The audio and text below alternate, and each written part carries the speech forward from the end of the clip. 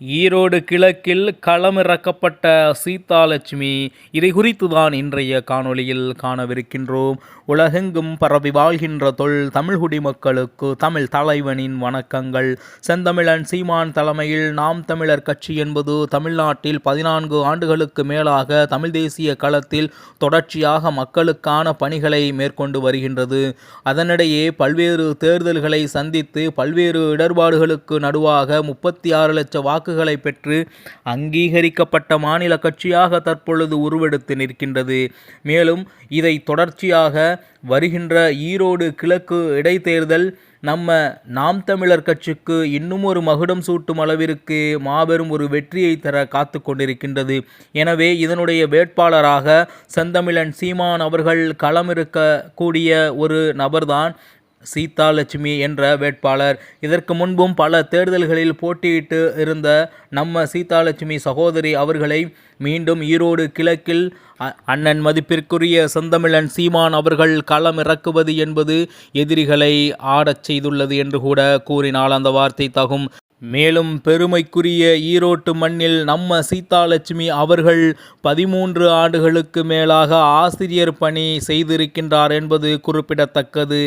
செந்தமிழன் சீமான் அவர்கள் எப்பொழுதுமே வேட்பாளர்களை தமிழ்நாட்டில் நடக்கக்கூடிய எல்லா தேர்தல்களிலும் மிகவும் தெளிவாக களமிறக்குவார்.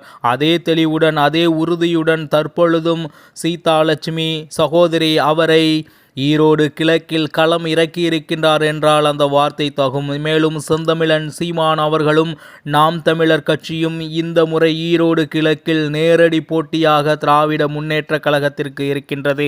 பிற கட்சிகளெல்லாம் விலகி கொண்ட அதே நேரத்தில் செந்தமிழன் சீமான் தலைமையில் நாம் தமிழர் கட்சி மேலும் ஆசிரியர் சீதாலட்சுமி சகோதரியை ஈரோடு கிழக்கில் நேருக்கு நேராக நிறுத்தி வேட்பாளராக அறிமுகம் செய்திருக்கின்றார். இது எவ்வளவு பெரிய உன்னதமான ஒரு விடயம் என்றால், எல்லா இடத்திலும் பெண்களுக்கு முதலுரிமை முன்னுரிமை கொடுக்கக்கூடியவற்றில் செந்தமிழன் சீமான் அவர்கள் எப்பொழுதும் போல மிக தெளிவாக மிக கவனமாக நாம் தமிழர் கட்சியை கொண்டு சென்று கொண்டிருக்கின்றார். பிற கட்சிகளெல்லாம் பேச்சில் இருக்கும் பொழுது 50% ஆண்களுக்கும் 50% பெண்களுக்கும் என்று செய்து காட்டி நடத்தி காட்டியவர் செந்தமிழன் சீமான். இதுபோன்று பல்வேறு புரட்சிகரமான செயல்பாடுகளை நாம் தமிழர் கட்சி செந்தமிழன் சீமானும் தமிழ் மண்ணில் அரசியல் கட்சியாக உருவெடுத்த பிறகு செய்து காட்டியிருக்கின்றார்கள். அந்த வரிசையில் தற்பொழுது ஈரோடு கிழக்கிலும் மக்களை சந்தித்து வாக்குகளை மிகவும் தெளிவாக கேட்பதற்கு தயாராகி கொண்டிருக்கின்றது நாம் தமிழர் கட்சியும் செந்தமிழன் சீமானும் என்றால் அந்த வார்த்தை தகும்.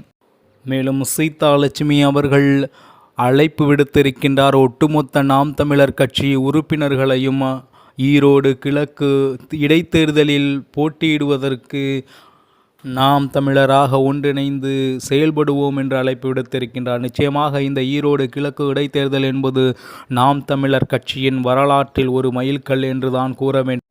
ஏனென்றால் அங்கீகரிக்கப்பட்ட மாநில கட்சியாக ஆன பிறகு உறுதிபட ஒரு சின்னம் கிடைத்த பிறகு சந்திக்கக்கூடிய முதல் தேர்தலாக இந்த ஈரோடு கிழக்கு இடைத்தேர்தல் இருக்கின்றது. எனவே இந்த தேர்தல் என்பது நாம் தமிழர் கட்சிக்கும் செந்தமிழன் சீமானுக்கும் நாம் தமிழர் கட்சியில் பயணிக்கக்கூடிய உறுப்பினர்களுக்கும் வரலாற்றின் மைல்கல்லாகவே இருக்கின்றது. பார்க்கலாம், இந்த ஈரோடு கிழக்கு இடைத்தேர்தல் நாம் தமிழர் கட்சியின் இலக்கு இடைத்தேர்தலாக மாறி நிற்கின்றதா என்பது இந்த தேர்தல் முடிந்த பிறகு நிச்சயமாக நாம் அனைவருக்கும் தெரிய வரும். மீண்டும் நல்லதொரு காணொளியில் உங்களை சந்திக்கின்றேன். இலக்கு ஒன்றுதான், தமிழ் பேரினத்தின் விடுதலை. நன்றி, வணக்கம். நாம் தமிழர்.